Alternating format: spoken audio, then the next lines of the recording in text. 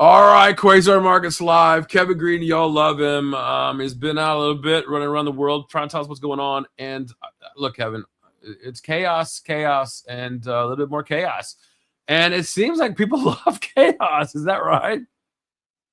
Yeah, the market likes chaos at this point in time. I think what you've actually seen over the last week is a little bit of a different structure than what we've seen over the last 3 to 4 weeks, Stephen. 3 to 4 weeks ago, we were kind of looking at this broadening out trade, and in some respects, that's still kind of holding up in certain pockets. But you're starting to get a little bit more attention back into those Mag 7 names as we prepare for earnings, and that's where the relative strength has actually seen some outperformance, especially over the last couple of days. You had Microsoft catching a pretty decent bid. Meta doing the same. Now, obviously, we have earnings today that's going to kind of shake it up here a tad bit.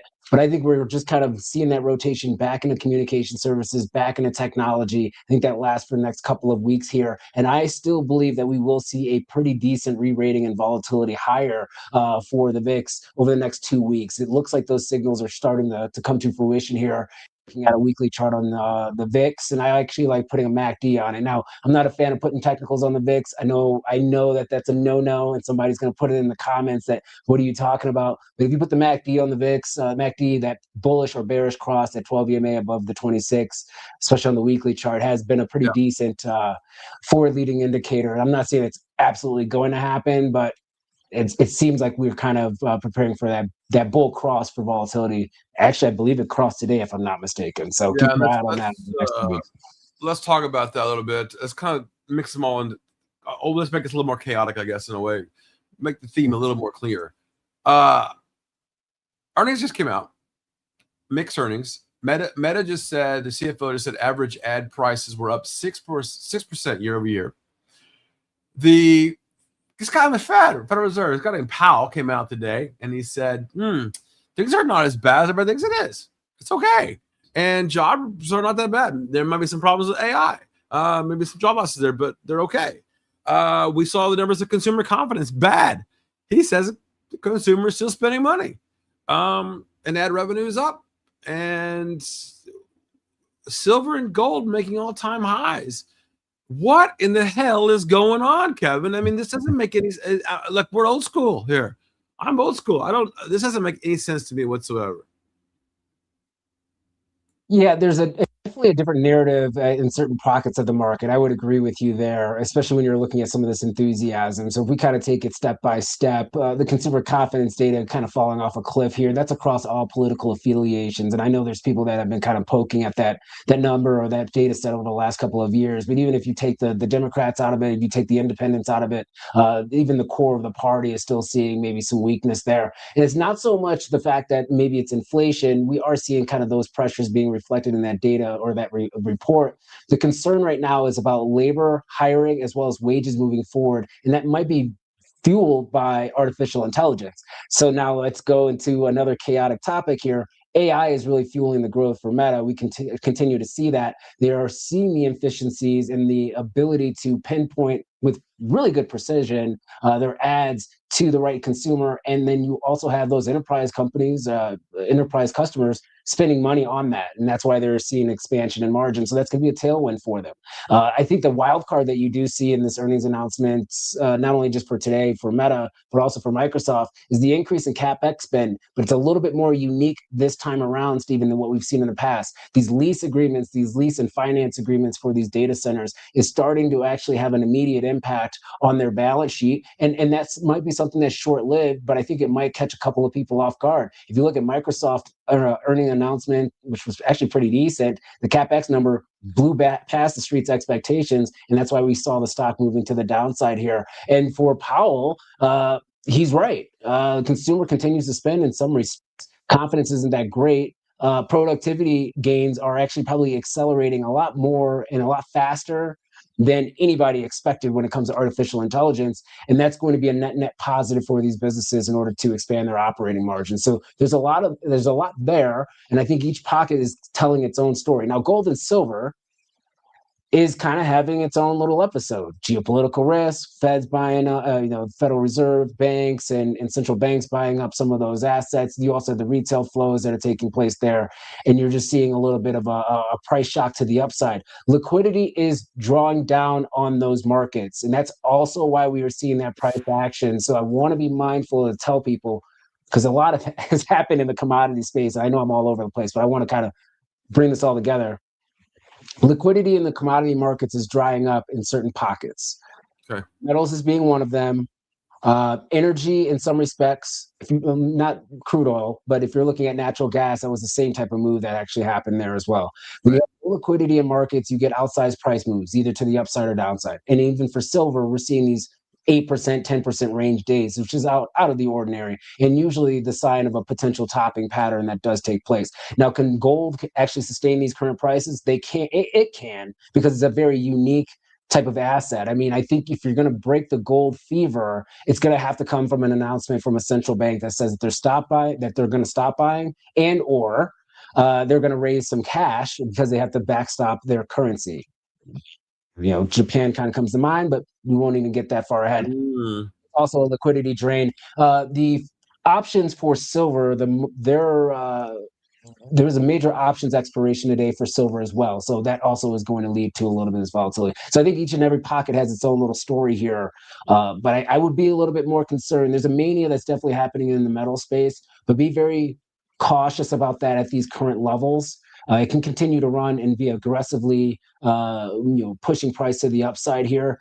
But you are seeing some pockets where inventory levels are starting to stack up pretty aggressively. Copper is doing that right now. The copper move continues to move higher. But if you look at COMEX inventory levels, LME inventory levels, even China inventory levels, they're actually stacking up. And then there's concern about companies actually trying to purchase a lot of those industrial metals at these current prices. I think it's going to be demand destructive over time. We're just not there yet to see that reaction.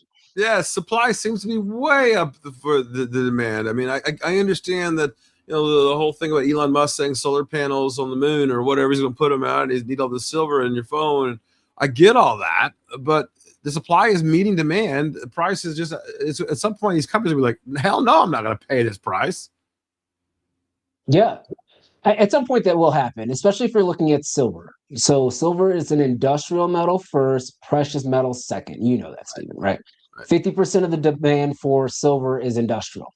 And at some point in time, when prices get too outstretched, it's going to have an impact on the overall demand for the industrial sector as a whole. And either they're going to have to pass those prices on, which means that prices go higher for a lot of those industrial goods, because silver is more of like an introductory or even an intermediate type of input item for a lot of products and services, products, right?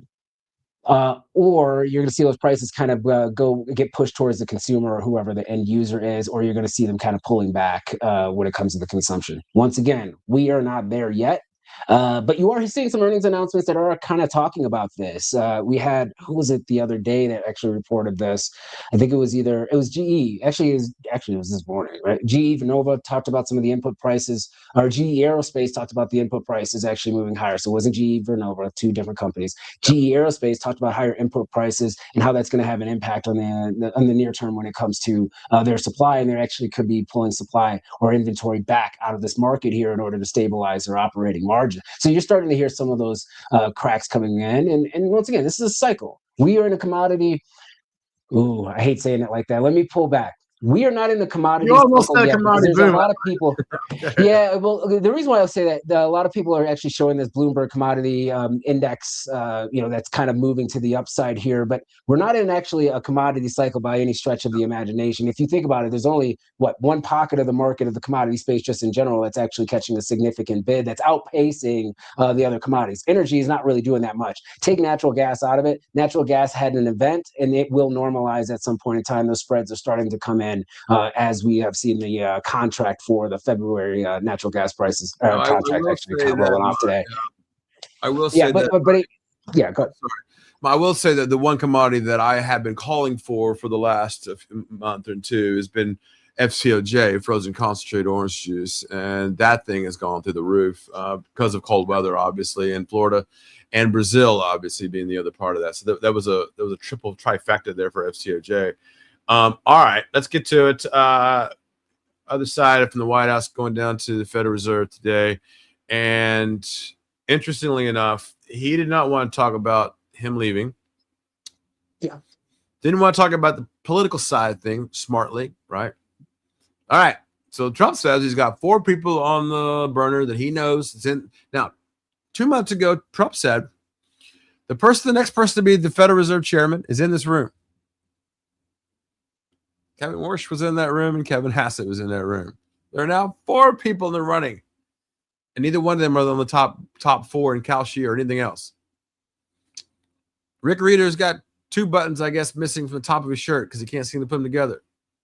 Who is the next Fed chair? Look, leave Rick. I actually like I actually like him, man. He's actually really Me good. too. I like his style. I don't know.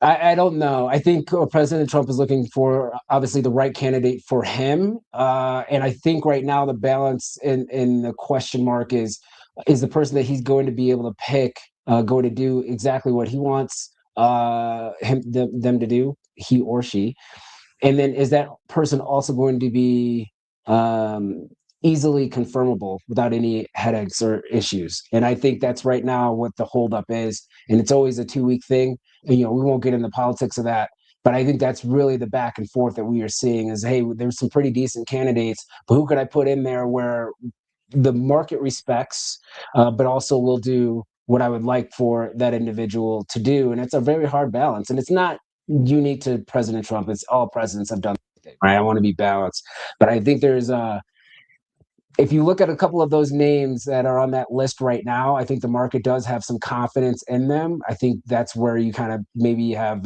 President Trump might be a little bit more concerned that they might deviate from the stated plan during their interviews and causing a little angst here. The yield market and the dollar market, though, is a little bit concerning to me, regardless of whoever the Fed chairman is going to be in the future. The price action in both, I think, is kind of signaling that there might be some greater systemic pressures that we are seeing on the international front. You can see that within the currency space. Now, the dollar index, I think, actually came down and kind of aggressively got a little bit oversold. I would not be surprised from a technical standpoint if you actually do see a rebound back to around that 98 and a half level before we continue to proceed lower. And this is kind of tracking exactly what we saw in Trump's first administration. They would like to have a weaker dollar in order to boost exports. I think the big wild card question is there going to be demand for those exports? And we don't know because we are seeing a transformational shift when it comes to our portfolio here in the United States as far as manufacturing and services. So I think that's one to keep on the radar there, that dollar move. The yield space, Stephen, if you think about it, every single Fed meeting that we've actually had a cut, the 10-year Treasury yield is actually higher the next 30 days, and I think that's not a really good sign. Expect it to be down tomorrow, then, I guess. Yeah, well, we will see. I'm not sure. I think the market is going to demand for higher yields for duration. I mean, there's a lot of uncertainty that is out there, and if you think about it, it's not a crazy thing to think about.